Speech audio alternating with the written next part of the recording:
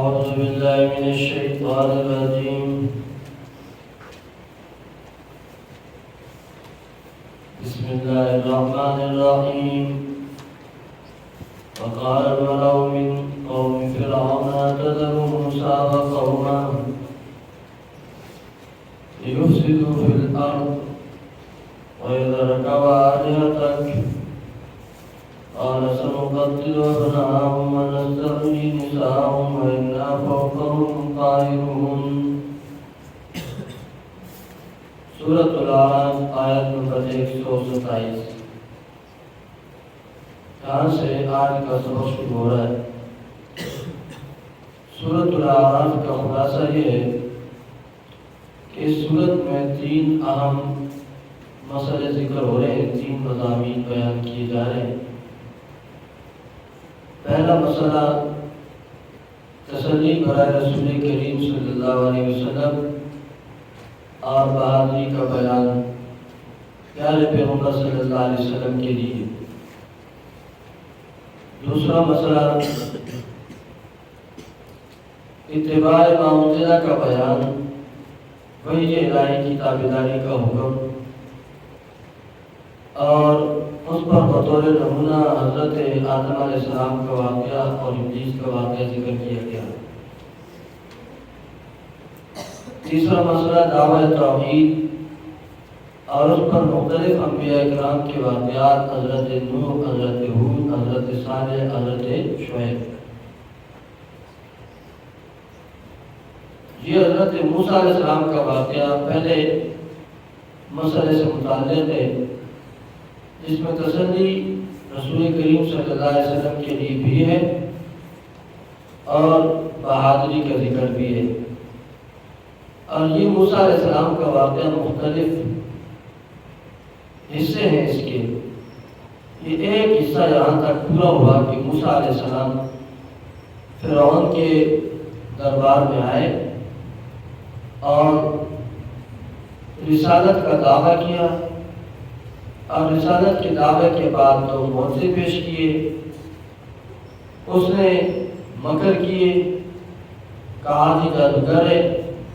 پھر جادوگروں کو بلایا گیا، میدان لگا، جادوگر ہار گئے، ایمان قبول کیا. انہوں نے کہا، فرعون نے کہا کہ اچھا تم تو سارے ایک جیسے ہو، تمہیں میں سولی پر چڑھاؤں گا. اور جادوگروں کے ایمان کا ذکر کہ انہوں نے کہا کہ ہم سولی پر چڑھ جائیں گے، مر جائیں گے، لیکن توحید کا جو مسئلہ سمجھ میں آ گیا، موسیٰ علیہ السلام کی دعوت جو سمجھ میں آ گئی، اس دعوت کو ہم ابھی چھوڑ نہیں سکتے. اب یہاں آیت نمبر 127 سے جن کے پاس بیاض والا قرآن مجید ہے تو اس میں لکھا ہوا ہے مقام نمبر 2، موسیٰ علیہ السلام اور ساتھیوں پر فرعون کی طرف سے امتحان اور تکلیف اور ان کا صبر اور استقلال. یہ دوسرا حصہ ہے موسیٰ علیہ السلام کے واقعے کا. وقال الملأ من قوم فرعون. اب جب موسیٰ علیہ السلام کے اوپر جادوگروں نے ایمان لایا اور جادوگروں کو فرعون نے غصہ کیا کہ نہیں تمہیں میں سولے پر چڑھاؤں گا، تو یہ جو وزیر بشیر ہوتے ہیں سردار، انہوں نے نمبر بنانے کے لیے فرعون کو کہا کہ چلو ان کو تو سولی پر چڑھا لے گا. یہ فرعون کے ساتھ کیا کرے گا؟ یہ موسیٰ علیہ السلام کے ساتھ کیا کرے گا؟ موسیٰ علیہ السلام کو کیا چھوڑ رہا ہے تو؟ وقال الملأ، اور کہا سرداروں نے من قوم فرعون، جو فرعون کی قوم میں سے تھے، کیا کہا؟ مقولہ یہ ہے اتذر موسیٰ، آیا تو چھوڑتا ہے موسیٰ علیہ السلام کو وقومہ اور اس کی قوم کو، لیفسدوا فی الارض، کہ وہ فساد کرے زمین کے اندر. یعنی مقابلہ تو انہوں نے جیت لیا، لیکن آیا آپ ان کو کچھ نہیں کہیں گے، ان کو کوئی سزا نہیں دیں گے. وَيَذَرَكَ وَآلِهَتَكَ، اور چھوڑ دیا اس نے تجھے، وَآلِهَتَكَ، اور تیرے معبودوں کو بھی. ایک ترجمہ آلہتک کا یہ ہے کہ موسیٰ علیہ السلام نے تجھے بھی چھوڑ دیا اور تیرے معبود کو بھی چھوڑ دیا. تو اب سوال پیدا ہوتا ہے کہ فرعون کا معبود کون تھا؟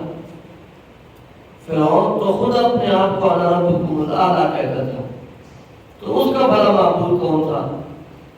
تو جی اس کا مقصد یہ ہے کہ تجھے بھی چھوڑ دیا اور تیرے معبود کو بھی چھوڑ دیا. فرعون کا معبود اصل میں شیطان تھا، تو اسے چھوڑ دیا. اور یا دوسرا ترجمہ یہ ہے کہ آلہہ تک سے مراد عبادت ہے، یعنی تو نے اپنے آپ کو جو معبود بنایا ہوا ہے تو تیری عبادت کو موسیٰ علیہ السلام نے چھوڑ دیا.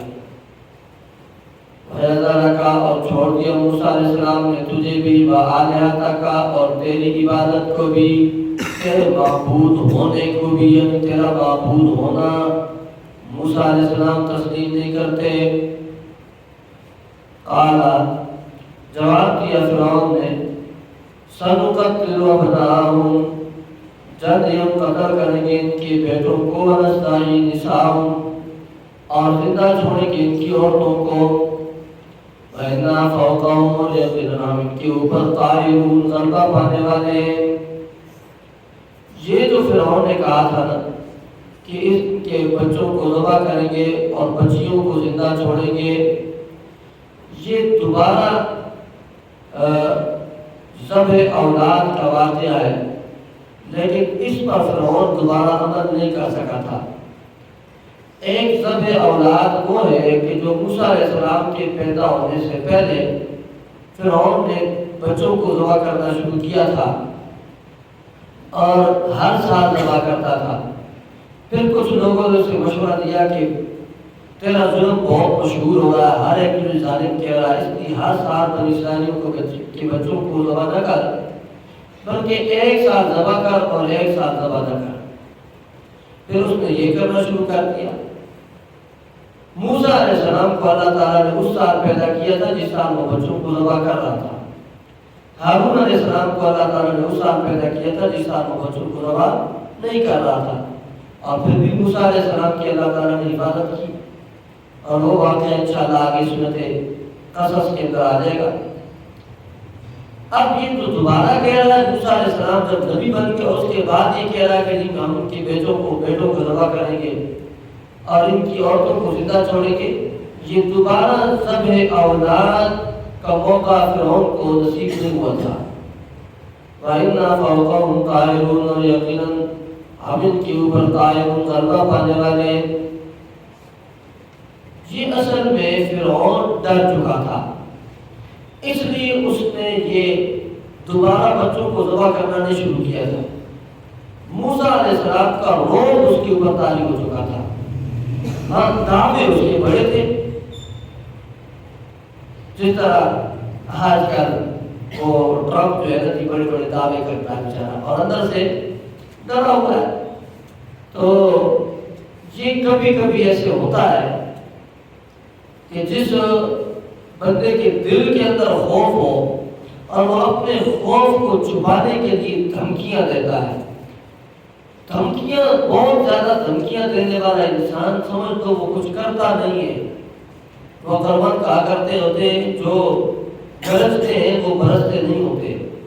یہ زیادہ گرج جو ہوتی ہے نا، اس سے پتہ چلتا ہے کہ اندر حضرت صاحب ڈرے ہوئے ہیں. اور یہ بات آپ کو سورۃ مومن سے بھی معلوم ہو جائے گی. آپ ذرا سورۃ مومن کھولیں، 24واں پارہ ہے سورۃ مومن.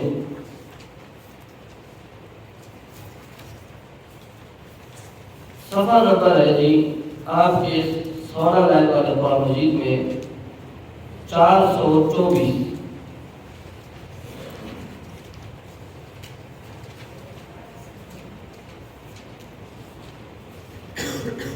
آیت نمبر 35 ہے. فلما جاءهم بالحق من عندنا،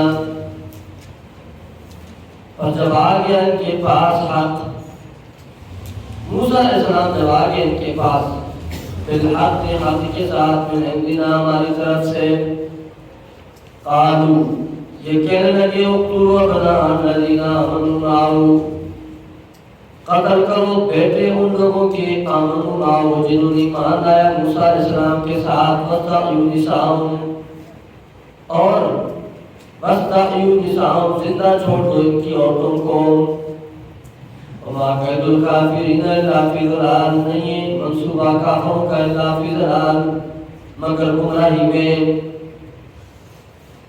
اب یہ حق جب ان کے پاس آ گیا صاف بات واضح ہو گئی جادوگر ڈر گئے اور وہ ہار گئے تو اس نے یہ کہنا شروع کر دیا کہ ان کے بیٹوں کو قتل کرو ان کی عورتوں کو زندہ چھوڑو۔ پھر آگے کہتا وقال فرعون کہا فرعون نے ضروری مجھے چھوڑو اقتل موسیٰ کہ قتل کروں میں موسیٰ کو مجھے چھوڑو۔ حالانکہ فرعون کو کسی نے پکڑا نہیں ہوا تھا نا، سمجھ آگئی بات؟ یہ کبھی کبھی ایسے ہوتا نا دو بندے جب وہ آپس میں جھگڑا ہو رہا ان کا اور ایک بھی گالیاں دے رہا ہوتا ہے دوسرا بھی گالیاں دے رہا ہوتا ہے ہاتھ نہیں اٹھاتے اور جب ان کو کچھ چھڑانے والا بندہ آ جاتا ہے وہ اس کی کندھے کے اوپر ہاتھ رکھتے ہیں آپ چھوڑ رہنے دے تو بس اس وقت اپنا پیش کے دیکھو سر بولا بات کروں تو ماں پھینکا ہو سکے یہ وجہ ٹوٹو نہ ہوئی ماں کی موقع کی وہ پہلے اس کا سب توڑ رہا پہلے صرف باتیں تھی۔ اسی طرح یہ فرعون کہتا ہے ضروری یقتل موسیٰ چھوڑ دو مجھے قتل کرتا ہوں موسیٰ علیہ السلام کو۔ حالانکہ یہ اس کو پکڑا کسی نے نہیں تھا روکا کسی نے نہیں تھا بلکہ آپ جدھر سبق پڑھ رہے ہیں وہاں پر تو سردار اس کو کہہ رہے تھے کہ تو کیا کر رہا ہے یار موسیٰ علیہ السلام اور اس کے ماننے والوں کو چھوڑ دے گا۔ مطلب یہ تھا کہ اس کی پالیسی نرم تھی یہ ڈر چکا تھا وہ اس کو گرم کر رہے تھے بھائی کچھ کرنا وہ تو مقابلہ بھی ہار چکے کچھ تو کرنا۔ اس نے پھر کہا کہ ان کو خوش کرنے کے لیے یہ سیاسی بیان تھا ہم ان کے بچوں کو قتل کر دیں گے ان کی عورتوں کو زندہ چھوڑیں گے اپنا نوکر بنائیں گے یہ سیاسی بیان تھا۔ عمل اس پر کچھ بھی نہیں ہوا۔ یہ سیاسی بیان ہوتے ہیں اور آج کل ہمارے ملک کے اندر بھی بہت سارے سیاستدان جو ہوتے ہیں وہ سیاسی بیان دیتے ہوتے ہیں یہ کر دو ورنہ ہم یوں کر دیں گے اور یوں کر دیں گے اور پھر جب وقت آتا ہے پھر کچھ بھی نہیں ہوتا۔ وقال الملأ من قوم فرعون کہا سرداروں نے من قوم فرعون جو فرعون کی قوم سے تھے اتذر موسیٰ آیا تم چھوڑ دو گے موسیٰ علیہ السلام کو وقوم اور اس کی قوم کو لیفسدوا فی الارض تاکہ فساد کریں زمین میں ویذرک وآلہتک چھوڑ دیا موسیٰ علیہ السلام نے تجھے بھی وآلہتک اور تیری عبادت کو بھی۔ کہا فرعون نے سنقتل ابناءهم جب ہم قتل کریں گے ان کے بیٹوں کو نسائی نساءهم اور زندہ چھوڑیں گے ان کی عورتوں کو وَإِنَّا فَوْقَهُمْ یقین ہم کے اوپر قاہرون غلبہ پانے والے۔ قال موسیٰ لقومه استعینوا باللہ واصبروا موسیٰ علیہ السلام نے کہا اپنی قوم کو استعینوا باللہ مدد مانگو اللہ سے واصبروا اور صبر کرو۔ ان الارض للہ یقیناً زمین للہ اللہ کے اختیار کے اندر ہے یورثها وارث بناتا ہے اللہ زمین کا من یشاء جس کو اللہ چاہتا ہے من عبادی اپنے بندوں میں سے والعاقبۃ للمتقین اور انجام للمتقین پرہیزگاروں کے لیے۔ یہ موسیٰ علیہ السلام نے اپنے ماننے والوں کو نصیحت دی کہ دو کام کرو ایک اللہ سے مدد مانگو اور دوسرا صبر کرو۔ صبر کا پھل بہت میٹھا ہوتا ہے جب اللہ سے مدد مانگو گے اور صبر کرنے والے بن جاؤ گے تو یقین کرو کہ زمین کا اختیار اللہ کے پاس ہے اللہ جس کو چاہتا ہے اس کا وارث بنا دیتا ہے۔ قالوا اوذینا من قبل ان تأتینا ومن بعد ما جئتنا یہ آیت کریمہ جو ہے نا اس کے دو مطلب ہیں۔ ایک مطلب تو یہ ہے کہ موسیٰ علیہ السلام کے جو ساتھی تھے ماننے والے وہ کمزور تھے، چونکہ نئے نئے مسلمان تھے، تو انہوں نے کمزوری والی بات کی۔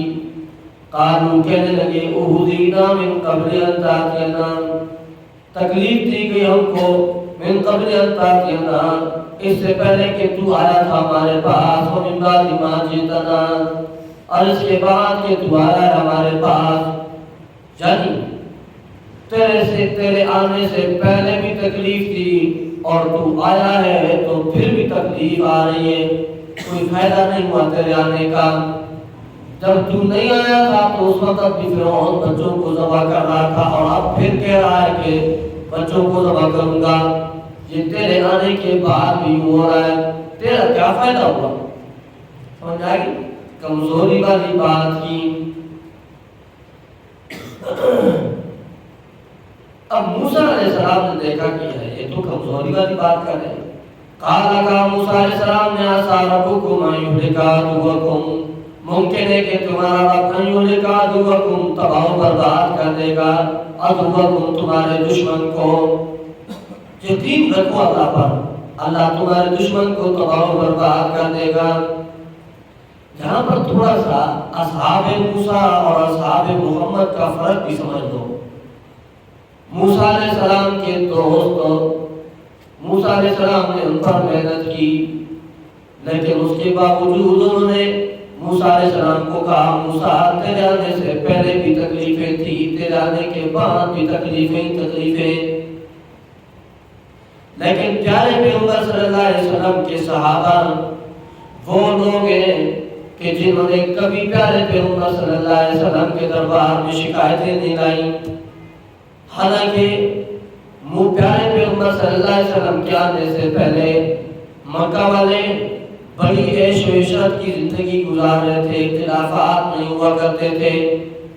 جب ایمان قبول کرنے والوں نے ایمان قبول کر لیے تو کبھی پیارے پیغمبر کے صحابہ نے یہ نہیں کہا کہ پیارے پیغمبر آپ کے آنے کے بعد تو ماں جدا ہو گئی، باپ جدا ہو گئے، بیٹے جدا ہو گئے، بہن بھائی آپس میں جدا ہو گئے، تیرے آنے کے بعد ہمارا کنبہ قبیلہ برباد ہو گیا، تکلیفیں آئیں، اور جی تیرے آنے کے بعد تیرے اوپر ایمان لانے کے بعد سمیہ کے بدن کے 2 ٹکڑے ہوئے، یاسر کے سر کے اوپر پتھر لگے، عمار کو مارا گیا، بلال کے جسم کے اوپر پتھر ڈالے گئے، اور جی کیا کیا کچھ نہیں ہوا، تیرے آنے کے بعد بڑی تکلیفیں سہی ہیں، کبھی بھی اصحاب محمد نے گلے نہیں کیے۔ اسی طرح موسیٰ علیہ السلام کے ساتھی جب نکلنے لگے، جب پہنچے اور آگے دریا تھا اور پیچھے فرعون کی فوج اور فرعون کا لشکر تھا، تو وہاں پر بھی کہنے لگے یا موسیٰ انا لمدرکون، ہم تو گھیرے میں ڈال دیے گئے۔ ابھی آگے آ جائے گا کہ جب اللہ نے ان کو دریا سے پار لگا دیا، وادی تین میں آ گئے، وہاں پر انہوں نے دیکھا کہ ایک قوم ہے اور انہوں نے اپنا ایک معبود بنایا ہوا ہے اور اس کے پاس مجاور بن کے بیٹھے عبادت کر رہے ہیں، تو وہ یہ کہنے لگے اے موسیٰ دیکھو نا ان کا خدا کیسے سامنے ان کے موجود ہے اور یہ اس کے پاس بیٹھے ہوئے، اجعل لنا الہا کما لہم آلہہ، ہمارا بھی ایک ایسا معبود بنا دینا جس طرح ان کا ایک معبود ہے۔ تو یہ ان کی کمزوری تھی، لیکن موسیٰ پیارے پیغمبر صلی اللہ علیہ وسلم کے ساتھی ایسے نڈر اور بے باک ساتھی تھے کہ جب بدر کا موقع تھا، اسلام کی پہلی جنگ تھی اور پیارے پیغمبر صلی اللہ علیہ وسلم نکلے تھے ابو سفیان کے قافلے کے پیچھے، حالانکہ وہ جنگی قافلہ نہیں تھا، تجارت کا قافلہ تھا، وہ قافلہ ہاتھ سے نکل گیا۔ اب جب بدر کی جنگ کی بات آئی کہ وہاں سے وہ بھی آ رہے ہیں، اب ہم جنگ کریں نہ کریں کیا کریں؟ پیارے پیغمبر صلی اللہ علیہ وسلم کے ساتھ مدینہ والوں کا معاہدہ یہ تھا کہ اگر مدینہ میں آپ کے خلاف کوئی حملہ کرتا ہے تو ہم آپ کا ساتھ دیں گے، لیکن آپ مدینہ سے باہر نکل کر کے کہیں حملے کے لیے نہ جائیں۔ یشوع کا معاہدہ تھا۔ پیارے پیغمبر صلی اللہ علیہ وسلم بیٹھے ہیں، صحابہ کرام سے مشورہ لے رہے ہیں، ایک صحابی اٹھتا ہے مشورہ دیتا ہے اللہ کے پیغمبر جنگ ہونی چاہیے، حکم ہونا چاہیے، حکم ہونا چاہیے. دوسرے نے مشورہ دیا، تیسرے نے مشورہ دیا، پیارے پیغمبر خاموش بیٹھے. ایک موقع ایسا آیا کہ پیارے پیغمبر خاموش بیٹھے بیٹھے بیٹھے انصاری صحابہ جو مدینہ والے تھے ان کو پر اندازہ ہو گیا کہ پیارے پیغمبر ہمارے رائے کی انتظار میں. تو انصاری صحابہ حضرت سعد ان کے سردار تھے، وہ اٹھے اور کھڑے ہوئے اور اللہ کے پیغمبر کو کہا اے اللہ کے پیغمبر آپ ہماری رائے کے انتظار کے اندر ہیں، اگرچہ ہم نے تو آپ کو یہ کہا ہے کہ اللہ کے پیغمبر مدینہ پر جو حملہ اور ہوگا ہم آپ کا ساتھ دیں گے، لیکن اب چونکہ آپ نکل چکے ہیں ہم اللہ کی ذات کی قسم اٹھا کر کے کہتے ہیں اللہ کے پیغمبر اگر آپ چین کی دیوار تک جا کر کے لڑیں گے تو مدینہ والے پیچھے نہیں ہٹیں گے اور آپ کا ساتھ دیں گے. یہ ان کا جذبہ تھا، یہ اصحاب محمد تھے. اور آج بے وقوف کچھ نادان پیارے پیغمبر صلی اللہ علیہ وسلم کی صحابہ پر بھونکتے ہیں. اور ایک بے وقوف ہے شیعہ ہے، شیعہ سنی بھی بھونکتے ہیں اور کچھ شیعہ ہیں. ایک بے وقوف نے کہا ہے کہ ایران پر حملہ ہوا اور ایران کی قیادت ماری گئی اور یہ ہو گیا وہ ہو گیا جی، لیکن قوم کے ساتھ نہیں چھوڑا جی. اور جی دیکھو نا جی احد کے اندر قوم نے ساتھ چھوڑ دیا تھا پیارے پیغمبر صلی اللہ علیہ وسلم کا، اور یہاں پر سپریم لیڈر مارا گیا اور قوم نے ساتھ نہیں. یہ اپنے سپریم لیڈر کی تشبیہ دے رہا ہے پیارے پیغمبر صلی اللہ علیہ وسلم کے ساتھ، اور اپنی قوم کی تشبیہ دے رہا ہے صحابہ کرام کے ساتھ. لعنت ہو تمہارے اوپر بے وقوف انسان. ادھر قوم نے پیارے پیغمبر صلی اللہ علیہ وسلم کا ساتھ نہیں چھوڑا تھا اور تم اپنی قوم کی بات کرتے ہو.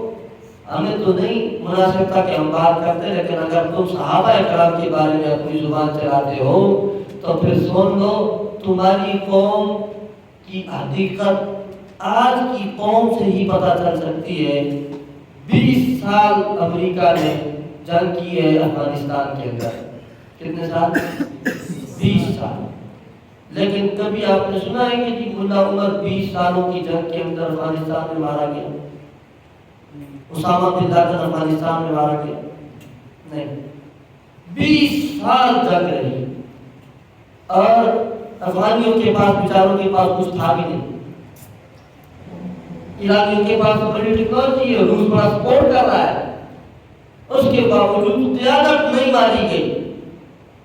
اور تمہارے یہاں تو انہوں نے وہ آئے بھی نہیں، انہوں نے صرف جہاز بھیجے تو وہ جی فوج کا جو سپہ سالار ہے وہ بھی گیا، سپریم لیڈر جو ہے وہ بھی گیا، اور یہ فلانا بھی گیا اور فلانا بھی اڑتے جا رہے ہیں. یہ اتنے جو اڑے ہیں یہ کیوں اڑے؟ افغانیوں کے اندر بہت ساری باتیں ہوگی، لیکن ایک بات ہے کہ وہ انہوں نے اپنی قوم کے ساتھ غداری نہیں کی. اور تمہارے اندر ہر دوسرا غدار ہے، اور یہ اصل میں نتیجہ ہے اس وقت کا کہ جس طرح تم نے امام حسین کے ساتھ غداری کی تھی نا، وہ غداری آج بھی تمہارے سر کے اوپر منڈلا رہی ہے. اس غداری کا صلہ آج بھی ہے. جس طرح تم نے امام حسین کے ساتھ غداری کی تھی اور ان کو بلوا کر کے شہید کروایا تھا، حماس کے بڑے کو بلوا کر کے تم نے اپنے ایران کے اندر شہید کروایا ہے، اسی طرح تمہارے اندر غدار موجود ہے کہ وہ ہر ایک غدار غداری کرتا ہے اور اپنوں کو مرواتا جا رہا ہے. وہ آئے نہیں اور یہاں پر ہی مرتے جا رہے ہیں. تو بات یہ ہے کہ اصحاب محمد صلی اللہ علیہ وسلم کے نام پر امت کو گمراہ نہ کرو کہ پیارے پیغمبر صلی اللہ علیہ وسلم کے صحابہ کے خلاف معاذ اللہ بری تشبیہیں دیتے ہو. پیارے پیغمبر کا ہر ایک صحابی نڈر اور بے باک صحابی ہے. اللہ کے پیغمبر کے صحابہ تو وہ ہیں جنہوں نے پیارے پیغمبر صلی اللہ علیہ وسلم کے لیے اپنا ایمان بچانے کے لیے، اللہ اور اللہ کے رسول کو راضی کرنے کے لیے بیٹے نے باپ کو قتل کیا ہے، باپ نے بیٹے کو قتل کیا ہے، بھانجے نے مامائی کو قتل کیا ہے، بیٹے نے ماں کو چھوڑا ہے. اور اس کی ہزاروں مثالیں صحابہ اکرام میں ملتی ہیں. ان جیسے مخلص اور نڈر اور بے باک اس روئے زمین پر نہ پہلے تھے اور نہ آج ہے اور نہ قیامت تک پائے جا سکتے ہیں۔ یعنی پیغمبر صلی اللہ علیہ وسلم کی صحابہ کے بارے میں غلط بات نہ کرو۔ قال موسیٰ لقومی، کا موسیٰ علیہ السلام نے اپنی قوم کو استعینوا باللہ، مدد مانگو اللہ سے، واصبروا، اور صبر کرو، ان الارض للہ، یہ زمین اللہ کے اختیار میں